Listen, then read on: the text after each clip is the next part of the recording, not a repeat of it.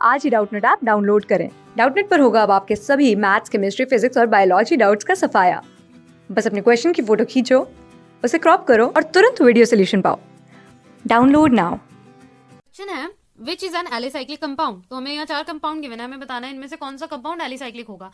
Alicyclic compound की कुछ properties होती हैं कि वो साइक्लिक होते हैं, वो सैचुरेटेड या अनसैचुरेटेड हो सकते हैं, और वो नॉन एरोमेटिक होते हैं। तो जो एरोमेटिसिटी होती है उसे हम चेक कैसे करते हैं? हक्कल रूल से। तो हक्कल रूल होता है, हक्कल्स रूल से हम एरोमेटिसिटी अगर चेक करें तो 4n+2 पाई इलेक्ट्रॉन्स जिस भी साइक्लिक रिंग के पास होगा और उसके अंदर रेजोनेंस होगा तो वो एरोमेटिक होगी। हमें बताना है नॉन एरोमेटिक। तो इनमें से जो भी हमारे जो कंपाउंड्स हैं नॉन एरोमेटिक होंगे और साइक्लिक होंगे और सैचुरेटेड या अनसैचुरेटेड होंगे। मतलब हमें ये तीनों कंडीशन अगर हमारी सेटिस्फाई होगी तो हमारे वो एलिसाइक्लिक कंपाउंड होंगे। तो हम फर्स्ट चेक करते हैं बेंजीन। तो बेंजीन जो है, बेंजीन का स्ट्रक्चर, हमने बेंजीन का स्ट्रक्चर ड्रॉ कर लिया। इसके अंदर हम सबसे पहले चेक करेंगे एरोमेटिसिटी, क्योंकि हमें बताना है नॉन एरोमेटिक कौन सा होगा, क्योंकि साइक्लिक तो हमें दिख ही रहा है। तो नॉन एरोमेटिक है कि नहीं हम चेक करेंगे। हक्कल रूल अगर फॉलो किया तो वो एरोमेटिक निकलेगा। अगर बेंजीन ने हक्कल रूल फॉलो कर लिया तो वो एरोमेटिक होगा, तो वो एलिसाइक्लिक कंपाउंड नहीं होगा। तो हम हक्कल रूल लगाते हैं। अगर हमने एन की वैल्यू 1 डाल दी यहाँ हक्कल रूल में, तो 4 1 + 2 कितने इलेक्ट्रॉन्स हुए? 6 पाई इलेक्ट्रॉन्स, 6 पाई इलेक्ट्रॉन्स हुए। तो यहाँ पे देखो बेंजीन के पास 3 पाई बॉन्ड्स हैं। 1 पाई बॉन्ड के अंदर 2 पाई इलेक्ट्रॉन्स होते हैं। तो इसके पास 3 पाई बॉन्ड्स हैं,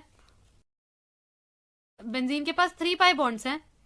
तो इसके पास इलेक्ट्रॉन्स कितने होंगे? मल्टीप्लाई कर देंगे 2 से तो 6 पाई इलेक्ट्रॉन्स होंगे। तो मतलब ये हक्कल रूल फॉलो करता है, इसलिए एरोमेटिक है। बेंजीन हमारा एक एरोमेटिक मॉलिक्यूल है, इसलिए जो हमारा बेंजीन है वो एलिसाइक्लिक कंपाउंड नहीं है। अब हम नेक्स्ट देखते हैं साइक्लोपेंटीन। तो 5 कार्बन एटम्स का हमारा साइक्लिक स्ट्रक्चर ड्रॉ करना है। पेंट है क्योंकि, और ईन मतलब एक डबल बॉन्ड है। तो ये क्या हमारा एरोमेटिसिटी रूल फॉलो करेगा?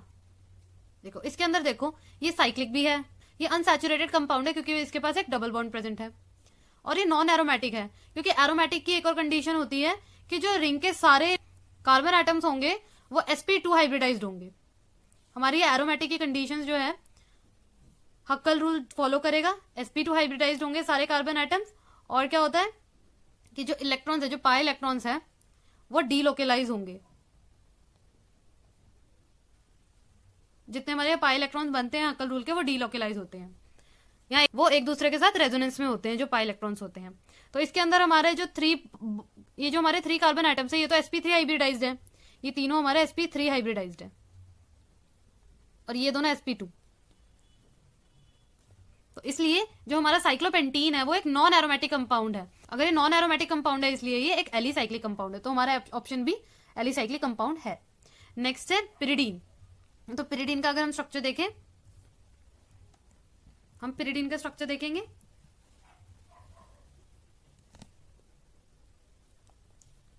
पिरिडीन 6 मेंबर्ड रिंग होती है, उसमें एक नाइट्रोजन प्रेजेंट होता है। नाइट्रोजन के पास एक लोन पेयर ऑफ इलेक्ट्रॉन्स होता है और 3 पाई बॉन्ड्स होते हैं। अब 3 पाई बॉन्ड्स है बेंजीन की तरह, तो इसके पास भी 6 पाई इलेक्ट्रॉन्स है, बट यहाँ पे एक और लोन पेयर ऑफ इलेक्ट्रॉन्स भी है।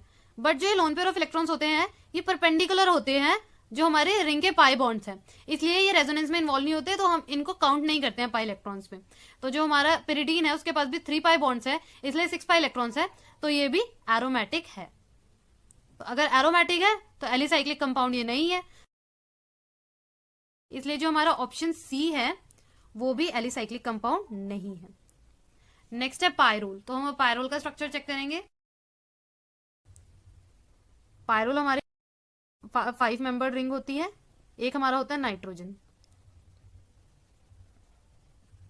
इसके पास 2 पाई बॉन्ड्स है, तो इसलिए 4 पाई इलेक्ट्रॉन्स होंगे। बट इसके पास जो नाइट्रोजन है, नाइट्रोजन के लोन पेयर्स होते हैं वो इन्वॉल्व होते हैं रेजोनेंस में पाई बॉन्ड्स के साथ।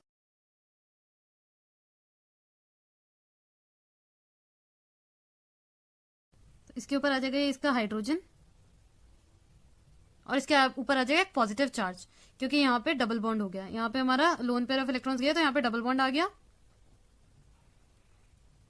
और यहाँ पे आ गया पॉजिटिव चार्ज और यहाँ पे आ गया नेगेटिव चार्ज, क्योंकि यहाँ पे पेयर ऑफ इलेक्ट्रॉन्स आ गए हैं। हमारे जो ये नाइट्रोजन के लोन पेयर ऑफ इलेक्ट्रॉन्स है ये रेजोनेंस में इन्वॉल्व हैं, तो इसलिए इनको भी हम पाई इलेक्ट्रॉन्स में काउंट करेंगे, क्योंकि जो ये लोन पेयर ऑफ इलेक्ट्रॉन्स है ये रेजोनेंस में इन्वॉल्व है और ये पाई बॉन्ड के साथ रेजोनेंस में है, इसलिए इन्हें भी हम पाई इलेक्ट्रॉन्स काउंट करते हैं। तो अब हमारे पास ये 2 और इलेक्ट्रॉन्स आ गए, 2 पाई इलेक्ट्रॉन्स और हैं, तो हमारे टोटल हमारे इलेक्ट्रॉन्स हो गए हैं 6 पाई इलेक्ट्रॉन्स।